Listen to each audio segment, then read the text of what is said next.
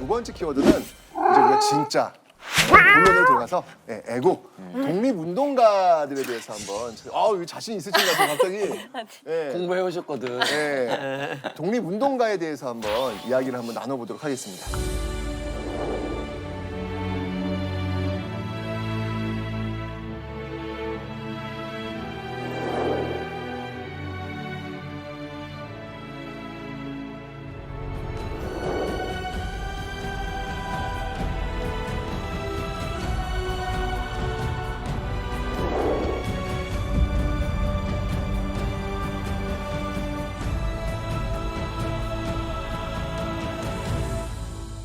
아까 사실 영화에서 살짝 언급이 됐던 분이에요. 밀정, 그다음에 또 그 유명했던 영화 암살이라는 영화가 있어요. 그 암살과 그 밀정에서 공통적으로 이렇게 연결되는 단체가 하나 있습니다. 아 뭐더라고? 의열단. 의열단. 의열단. 그렇죠, 의열단. 맞췄습니다. 좋아요. 벼락치기한 보람이 있어. 의열단. 좋아요. 그 의열단인데 의열단 단장이 혹시 누군지 아세요? 알아요. 영화에서 나왔죠? 네. 누구? 김상욱. 의열단 단장 김상옥. 김상옥은 의열단원이었습니다. 단원. 네. 단장. 단장. 원봉. 원복 정답. 잘한다. 어떻게 맞췄어? 어떻게 알아? 되게 좋아한다. 김원봉 단장은 영화에서 정말 메인 캐릭터잖아요, 거기서 그죠? 굉장히 많이 언급이 네, 되잖아요. 언급도 많이 되고. 그 김원봉 그 단장님께서는요 유일하게 김구 선생님보다 그 현상금이 현상금. 높았어요. 높았던 유일한 분. 현재 돈으로 환산하면 얼마쯤 되는지 아세요? 모르죠. 김원봉에게 붙었던 현상금이 네. 자그마치 지금 돈으로 환산하면요. 놀라지 마세요. 320억입니다. 320억입니다. 어마어마하죠. 역대급 아니에요? 그럼요. 가장 많은 현상이 붙었던 그런 인물이에요. 그러니까 일본으로서는 어마어마한 스트레스를 줬던 그런 인물이라는 얘기죠. 왜냐면 계속 여기 뻥 저기 뻥뻥뻥뻥 이게 터뜨린 거 아니니까 어떻게든 이 의열단 단장을 잡아야 되겠다 해서 어마어마한 현상을 걸었던 건데 그렇게 독립운동을 열심히 했던 분이에요. 여기서 제가 한번 질문을 한번 던져볼까요? 네.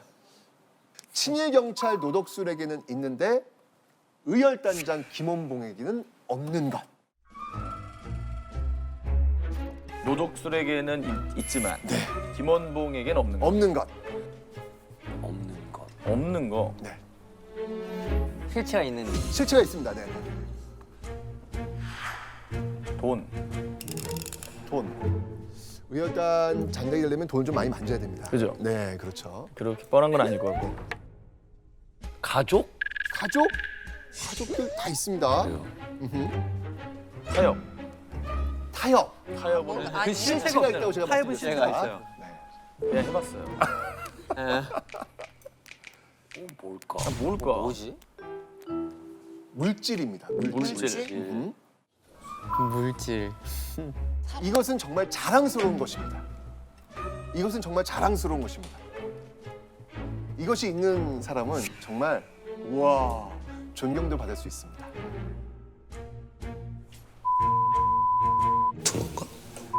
정답! 이것은 정말 자랑스러운 것입니다. 이것이 있는 사람은 정말 우와 존경도 받을 수 있습니다. 훈장. 정답! 이야! 모르게. 훈장. 나라에서 주는 훈장. 대한민국 훈장.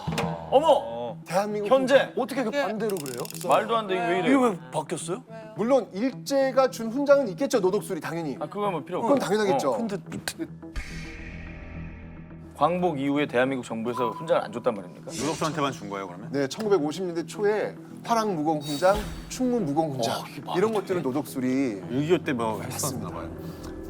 상당히 노덕술이 정치적인 그런 인물이에요. 그래서 당시 어떤 그 정부에 이 줄을 대가지고 정부가 원하는 것들을 굉장히 앞장서서 많이 해주는 것이죠. 그런 어떤 공들을 세워가지고 훈장까지 받아요. 네. 지금이라도 김원봉 단장님께 훈장을 뒤늦게나마 좀 주셔야 되는 거 아닌가요? 저는 그랬으면 좋겠는데 일단 훈장 주는 원칙 중에 하나가 뭐냐면 이 김원봉 단장이 북으로 올라가거든요. 그래서 북한 정부 수립에 도움을 줬기 때문에 그러면 훈장 수여가 안 돼요. 그래서 원칙이 안 되기 그 때문에 조건에 위배되니. 네. 하지만 노덕수도 반환은 안 되나요? 그러니까요. 노덕술한테서 반환은 안 돼요? 아니, 일단 이제 박탈. 줬다는 이야기죠. 일단 그 당시에 이제 수여가 됐다는 얘기죠. 그래서 그런 것들이 좀 많이 참 반전의 어떤 그런 모습들이 있지 않는가라는 그런 생각이 듭니다. 너무 말이 안 된다. 너무 앞뒤가 안 맞는 억울하다. 거죠. 네. 분노케 하는 사건이네. 이 당시 일제 강점기 때 정말 많은 독립투사들이 있잖아요. 근데 아까 지금 얘기했지만 의열단원 김상옥이라고 했잖아요. 이 김상옥 같은 경우에는요, 정말 일제 강점기 조선 최고의 총잡이. 맞아요. 네. 저 알아요. 뭘 하시나요? 조선 경찰서 폭파 하시고 맞습니다. 수십 명의 경찰과 네. 이렇게 총격전을 총격전하고. 맞습니다. 근데 왜 이분한테 조선 최고의 총잡이라는 그 수식어가 붙냐면 지금 얘기하는 경찰서가 어디였냐면 종로경찰서예요. 이 종로경찰서가 정말 이 항일 운동했던 분들 잡아다 고문했던 악명 높은 곳이거든요. 그러니까 여기에다가 이제 의열단원 김상옥 의사가 딱 폭탄을 던진 거예요. 근데 사실 그 폭탄을 던졌을 때 그 순간만큼은 네. 누가 던졌는지 몰랐어요. 예, 모르다가 이제 탐문을 계속하다가 드디어 이 김상옥이 은거하고 있는 곳, 숨어 있는 곳을 찾아냅니다. 그래서 한 20-30명의 경찰들이 그 은거하고 있는 곳을 딱 둘러싸죠. 네. 둘러싸는데 그때 이 김상옥 의사가 총을 들고 딱 튀어나와요. 딱 튀어나오면서 따닥 쏘면서 20명 가볍게 뚫고 어딘가로 호련히 사라지죠. 영화처럼. 네. 어떻게든 이 김상옥을 잡으려고 혈안이 돼 있으니까 일제감찰 어떻게 하면 계속 탐문두다 드디어 또 두 번째 은거지를 발견을 해내요. 네. 근데 20-30명은 가볍게 뚫고 나가잖아요. 그래서 이번에는 확실히 김상옥을 잡겠다라고 해가지고 무려 1000여 명의 경찰을 동원. 못 났다, 못 났어. 한 명은 못 났다, 못 났어. 한 명 잡겠다. 정말 1대 1000의 어. 총격전이 벌어집니다. 와, 말도 안 돼. 네, 진짜 많은데. 집과 집을 타고 다니면서 어마어마한 총격전이 벌어지는 거예요. 엄청나죠. 제가 그래서 이와 관련된 문제를 한번 내봤습니다. 네. 자, 문제를 한번 공개하겠습니다. 총격전 과정에서 지금 추격하고 있잖아요. 네. 근데 옆집으로 들어가요. 옆집 들어가서 문을 땅땅땅 두드리면서 이불 좀 주시오, 이불 좀 주시오. 이제 이렇게 얘기를 하거든요. 왜 김상옥 의사는 이불을 달라고 했을까요? 아, 이불로 막았나? 이불을 막을 수가 있나? 총알이 막혀? 자, 저 이불이 지금 저 이불이에요. 저 이불인가요? 네. 이렇게 그 이불이에요. 보존이 잘 돼 있네요. 네. 자, 저 이불 주시오 이렇게 얘기를 하거든요. 왜 저 총격전 과정 속에서 김상옥 의사는 이불을 달라고 했을까요? 그럴 거 아닐까요? 자기 1000명이랑 하면서 돌아다니면서 싸워야 되니까 자기 위치를 숨고 상대방 쏘려고 소음기 역할을 하려고 이불을 꺼낸 거고. 아, 소음기.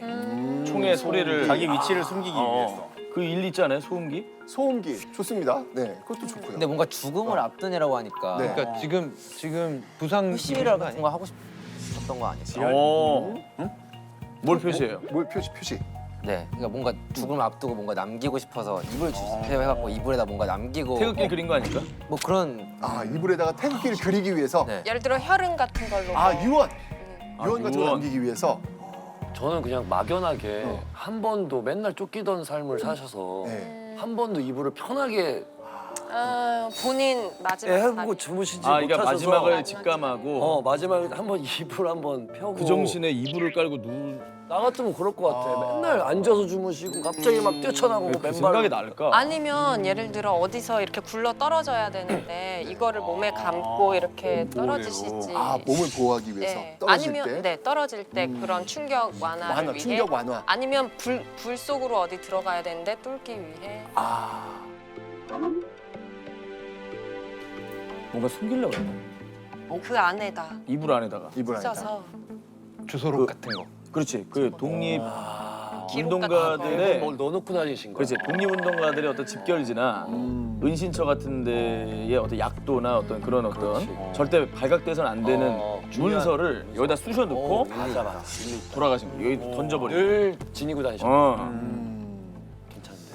근데 의열단원은요 자신의 목숨을 마지막으로 바칠 걸 결심한 분들이세요. 네. 사실 김상옥 이분도 떠날 때 네. 동료들한테 이야기를 하거든요.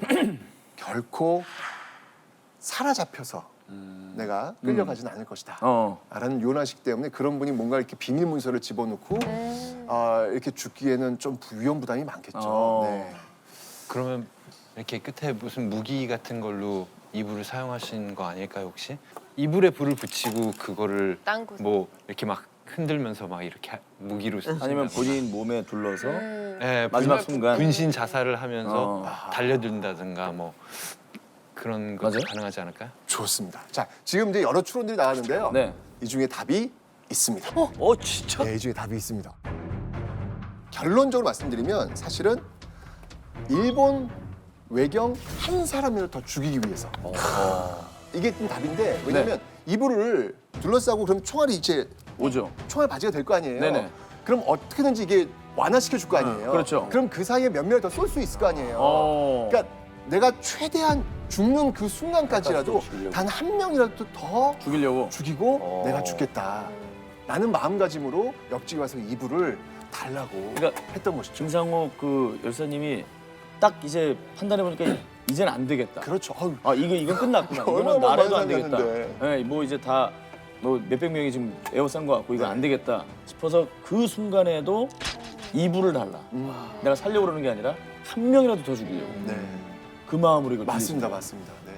그거지 들어와 이거. 거예요. 그러네. 들어와네. 들어와지. 네. 결국 이제 김상옥 의사가 총을 많이 맞으세요. 그때 일본 그 몸을 이렇게 딱 나중에 이제 확인해봤는데 일본이 쏜 총이 10발.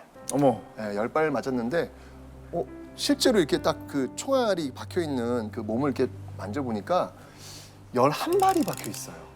네, 맞습니다. 본인이 네. 일본 놈한테 죽느니 내가 네. 하긴. 맨 마지막 하긴 계속 총격전 벌이시다가 그 맨 마지막은 자신이 직접 자결을 하면서 운명을 하셨던 분이 바로 이 김상옥 의사. 정말 대단한 분이네요. 네. 와. 어떻게 그런 마음이 생길 수가 있죠? 독립운동가 분들 중에 우리가 꼭 알아야 된다. 뭐다 알면 좋겠지만 이분만큼은 또 알고 넘어가자. 또 다른 의열단 한 분 계세요. 어떤 분이 계시냐면 혹시 명동에 가시면 명동에 어떻게 연인들하고 좀 가보신 적이 있으시죠?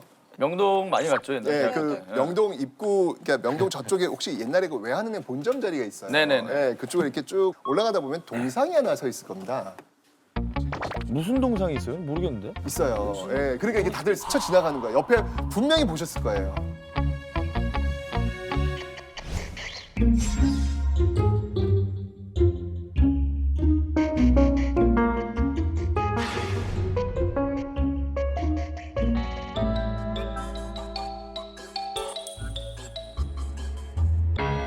그 동상이 어떤 동상이냐면 의열단원 나석주 의사의 동상이에요. 네.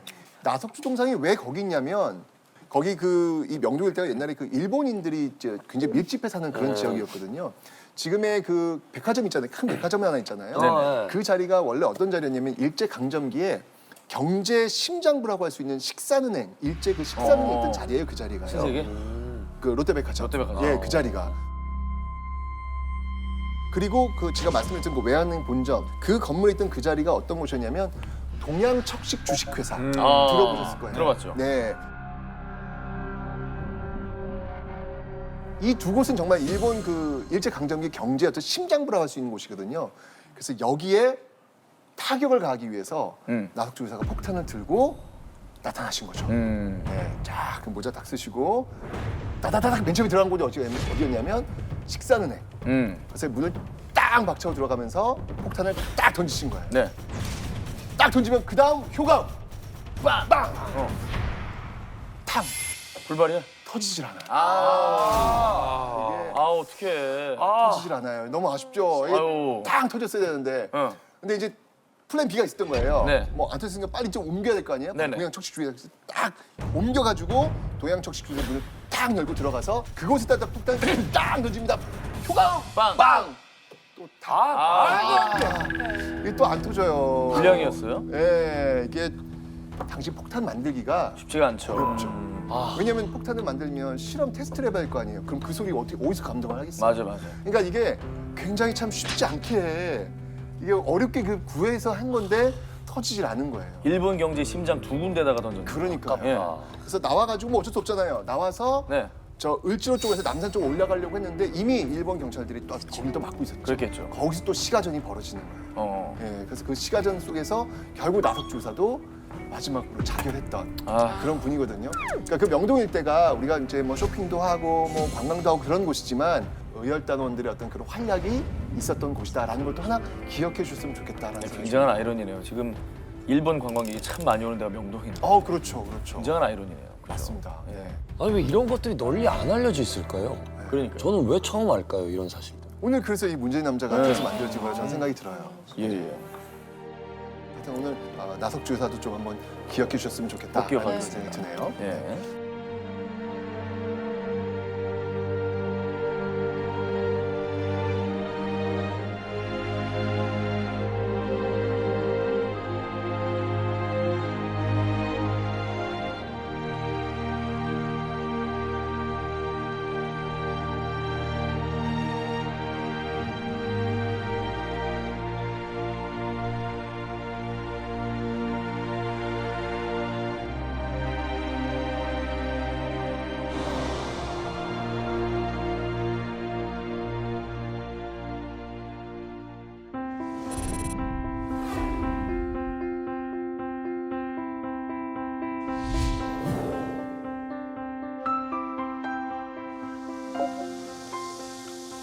아우 아름답다.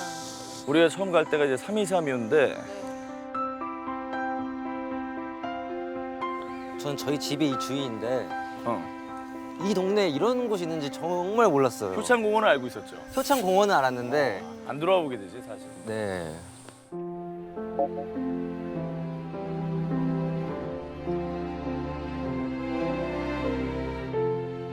의사 백정기 선생묘, 윤봉길 선생묘, 이봉창 선생묘. 자, 저곳은 안중근 의사의 유해가 봉환되면 모셔질 자리로 1946년에 조성된 가묘입니다. 제가 이제 기억나시죠? 네.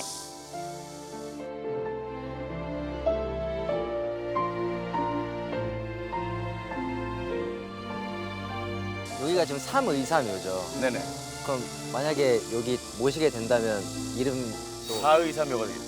사의사묘로 바뀌는. 그렇죠, 그렇죠. 아우.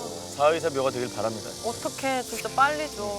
찾아야죠. 노력을 하고 있을 겁니다. 아마. 세계 만방에 대한독립의 기계를 떨치고 윤봉길 의사는 25살, 25세를 일기로 총사령으로 순국을 하셨다고 써있네요. 제가 27살이에요. 박경 씨보다도 훨씬 보다 어린. 더 어릴. 네. 전 몰랐어요. 저렇게 일찍 돌아가셨는지 몰랐습니다. 저도요. 아, 오게 되니까 이렇게 알게 되는 게 많네요. 네네.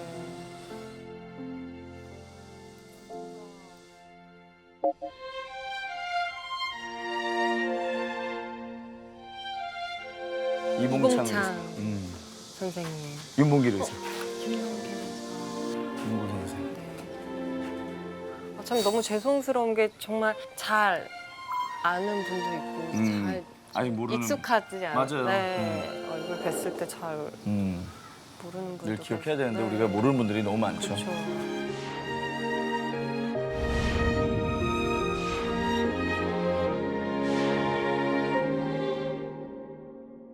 효창공원이 그런 의미가 있는지 생전 몰랐거든요, 진짜로. 정말 부끄러운 얘기인데 김부 선생 그 박물관도 있는지는 몰랐고 맞아요. 몰랐어요, 전혀 몰랐어요. 이렇게 또 서울에 보면은 많이 서울이 바뀌고 있지만은 이런 역사의 흔적을 간직하고 있는 곳들이 많이 있잖아요. 네.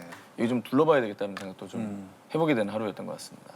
아니 그러면 그런데 저희가 좀 갈만한 곳을 저희가 좀 추천해 주면 어떨까요? 또 우리 안 가본 데 중에 뭐 그죠 효창공원이랑 뭐 서울 현충원도 있고 그리고 또 북촌 안국역에 북촌. 북촌에서 그 처음으로 그 8.15 때 만세 외친 곳이거든요. 아 그래요? 네, 그쵸 어, 선생님. 맞아요. 만세를 처음 거기- 외쳤던 거. 네. 오늘 아직 말씀 못 하셨던 왜냐면 지금 왜냐면 한게 있어가지고 많아가지고. 해줘. 아니 그게 아니라 피가 왜 얘기 안 했니? 너무 많이 하셨거든. 어제 3시간 동안 들은 거 뭐야? 왜 얘기 안 했어?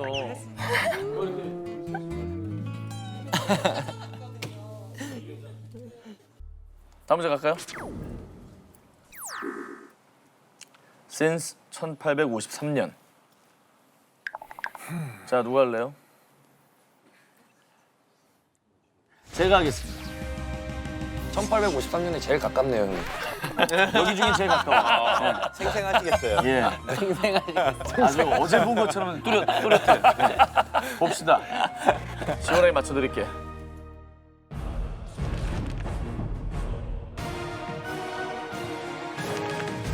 (150만 명) 참전, 75만 명 사망. 세계대전 이전 가장 많은 사망자를 낸 사상 최악의 전쟁, 크림 전쟁입니다. 크림 전쟁입니다. 크림반도. 자국의 세력을 넓히려는 국가 간의 경쟁이 치열했던 19세기 중반, 러시아는 크림반도를 발판 삼아 영토 확장을 위해 오스만 제국으로 남하를 계획했습니다. 오스만 제국은 러시아를 막기 위해 영국, 프랑스, 사르디냐 왕국과 연합해 전쟁을 치르게 되는데요. 3년 동안 지속된 전쟁은 참전국들의 재정을 파탄에 빠뜨렸습니다. 수많은 폐해를 낳는 전쟁이지만 그로 인해 새로운 발명품이 탄생하기도 하는데요. 크림 전쟁에서도 영국군에게 큰 기여를 한 것이 있었습니다. 크림 전쟁이 남긴 이것은 누가 어떤 목적으로 만들었을까요? 전쟁이 남긴 거. 아, 남겼구나. 전쟁이 필요한 걸까? 전쟁에 도움이 된 거 아닐까요? 전쟁이 도움이 됐겠죠? 재정 상태가 되게 악화됐다고 했잖아, 나라들이. 네, 맞아요. 그래서 그거랑 관련 있는 게 아닐까? 자, 하얀색 물일까? 물? 바다? 그리고 검은 거는 이제 폐허가 됐는데 이제 잿더미가 된. 저 검은 거의 부피가 왜 차이가 날까? 검은 거. 다 모양이 같은데 조금씩 사이즈가 달라서. 아예 얇은 것도 있고 네. 가는 것도 있고 두꺼운 것도 있어요. 크림이 저기 써 있는 거지, 크림. 근데 불가리아 크림. 불가리아, 그러니까 이게 이 새로 이렇게 확장되는 거가 있었잖아요. 그러니까 요 선들이 그 지역이야 보니까. 이 요 지역은 불가리아고 요건 크림반도고. 다른 터를 말하는 거겠죠. 그치. 이게 이거 바뀔 때. 무슨 병력 아닐까, 병력? 병력이 뭐야?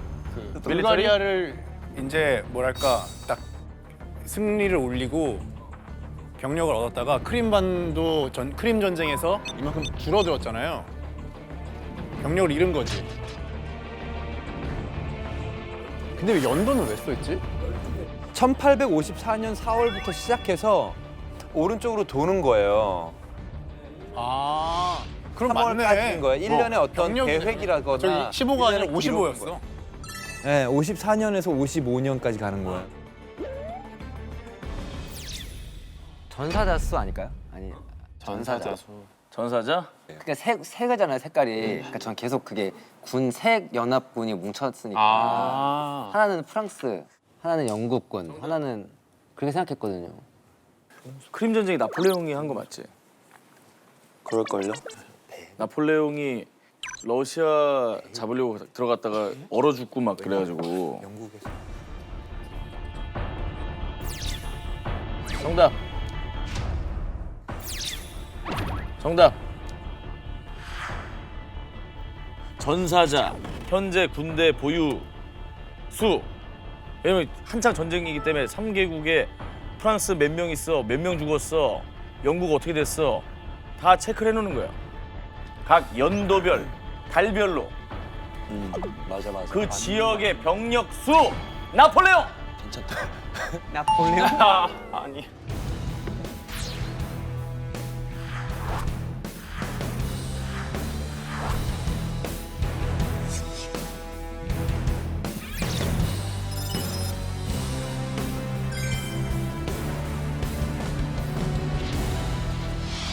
정답 나이팅게일.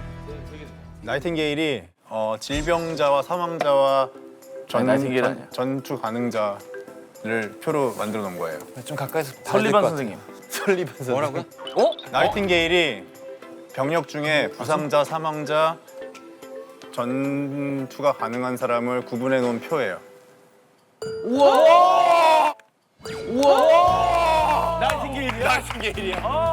나이팅게일이야? 아니에요? 와. 대박, 완전. 야 석진이 잘했다. 진짜 잘 맞췄다 진짜. 자, 정답 보여주세요.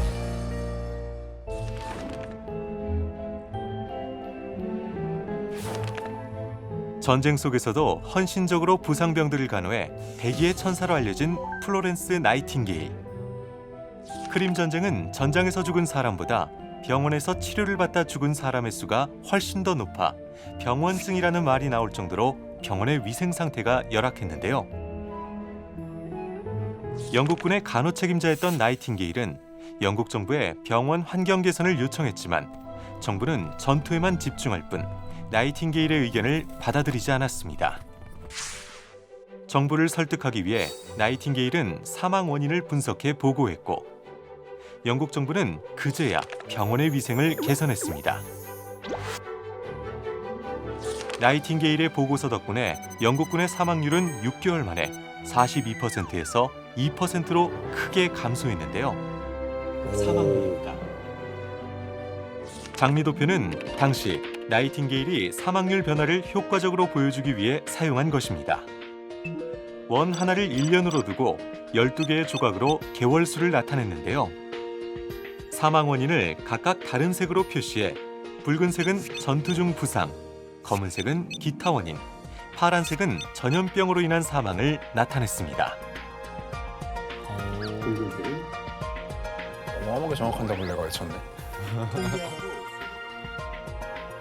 현대 데이터 저널리즘의 시초가 된 이 그래프는 지리, 건축, 기상학 등 다양한 분야에서 널리 사용되고 있습니다. 나이팅게일이 크림 전쟁 때도 있었구나. 그때도 있었다고요? 아니, 세계대전 때 있는 줄 알았거든. 그 장미도표라는 저 모양을 저분이 제일 먼저 만든 거예요. 지금 현대에도 인포그래픽에서 보면은 PPT나 보고할 때 저 많이 쓰잖아요. 많이 쓰죠. 빌 게이츠가 만든 게 아니었네. 빌 게이츠가 만든 게 아니었어요. 이게 갖다 쓴 거고. 자, 태석진 씨 정답.